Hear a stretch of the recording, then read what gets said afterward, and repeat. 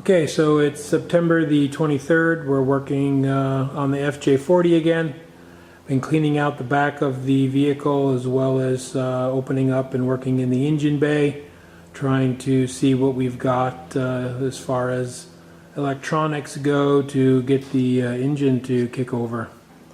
On the right is the ignition coil and ballast resistor that were mounted in the vehicle. And in the center of the picture is another coil with the igniter pack that was found in the back of the vehicle. I believe the previous owner had purchased this loose. And we've got a voltage regulator, we've got the valve assembly there in the upper left that has to do with the emissions, and an emission computer that I found in the back of the vehicle. So we've got some pieces here to play with. I also have a new coil, so I'll be testing these two as well as the new one to make sure they're good. Hopefully we can use the igniter pack on the unit that's in the center there, as the distributor is expecting that plug-in. I also received a battery tray. You can see that now in the upper right hand corner. Unfortunately, when the vehicle had a Chevy motor in it, there's a couple of plates and or old engine mount residue welded to the frame, so I'm going to have to grind that off before I can mount the battery support tray. So we've got a lot of work ahead of us before we can get the thing fired off, but we're slowly making progress. Okay, so we're going to pull off the top of the air cleaner assembly and see what we got inside. There's 3 wing nuts that need to be undone, and then there's 3 spring-loaded C-clamps on the sides and here, and a couple of hoses that I've already unplugged. And we're going to pop this off and see what we got inside.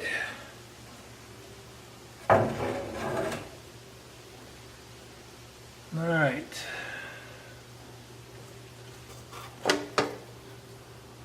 We've got a mouse nest. Isn't that just lovely?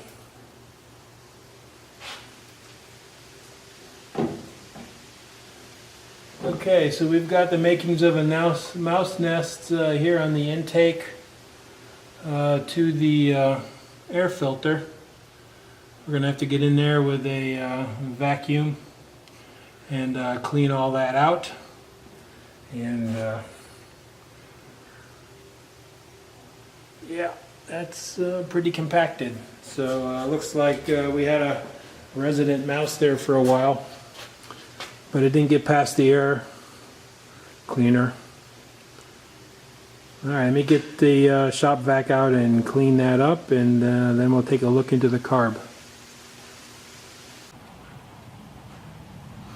So you can see we've got a little bit of a mouse nest inside of the air intake. So we'll go ahead and get that cleaned out, and I'll be back with you in a second.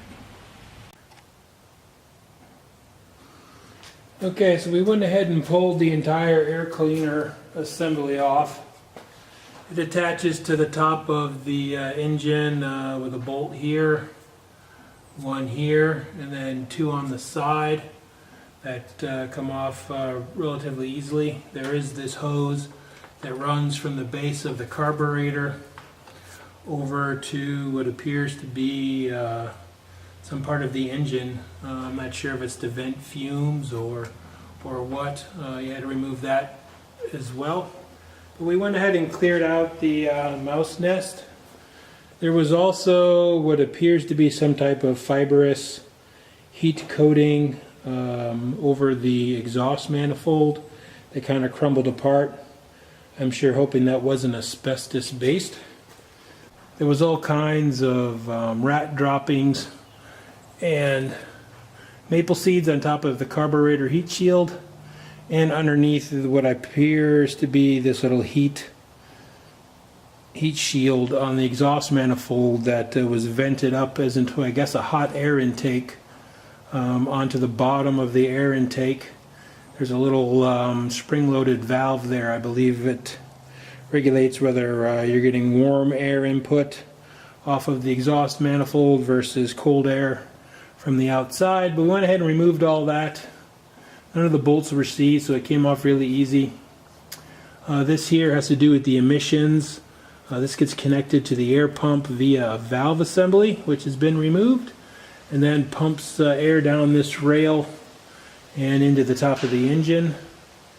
I believe that's to help it burn cleaner.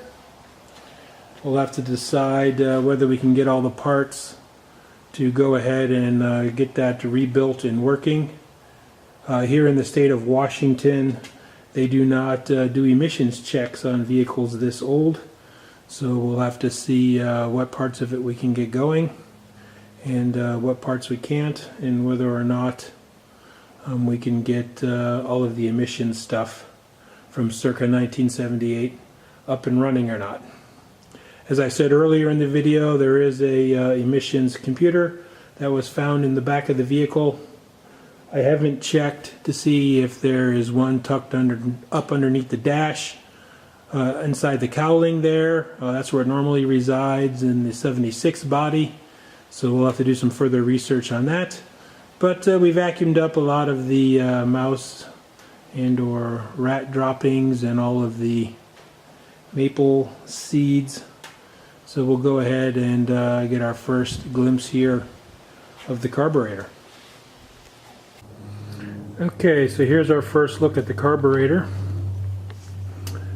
It is a IZN 21100-61074. It's noted on the little plate there. It's got various sensors, I imagine, for emissions and some vacuum assemblies.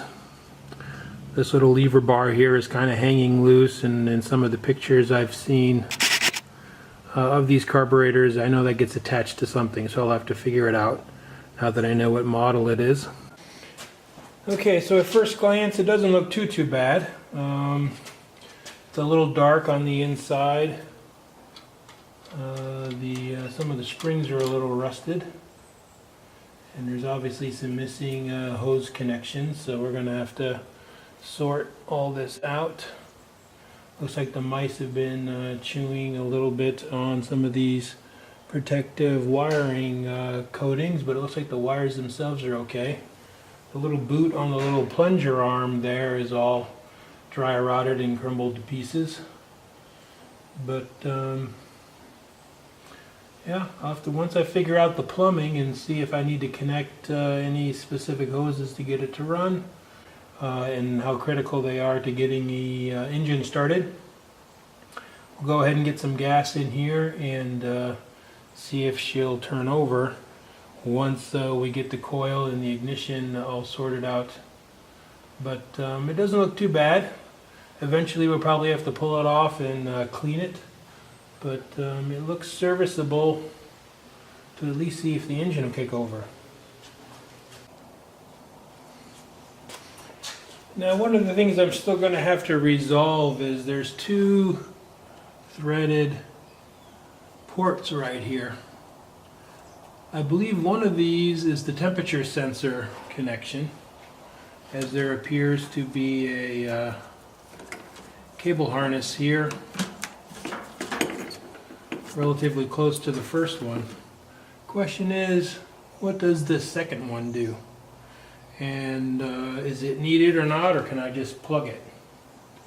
So that's one of the things I'm going to have to sort out, is which one does the temperature sensor plug into, and then what is the other one for? So if anybody knows, leave a comment in the video description below and let me know which one is for the temperature sensor and then what is the other one.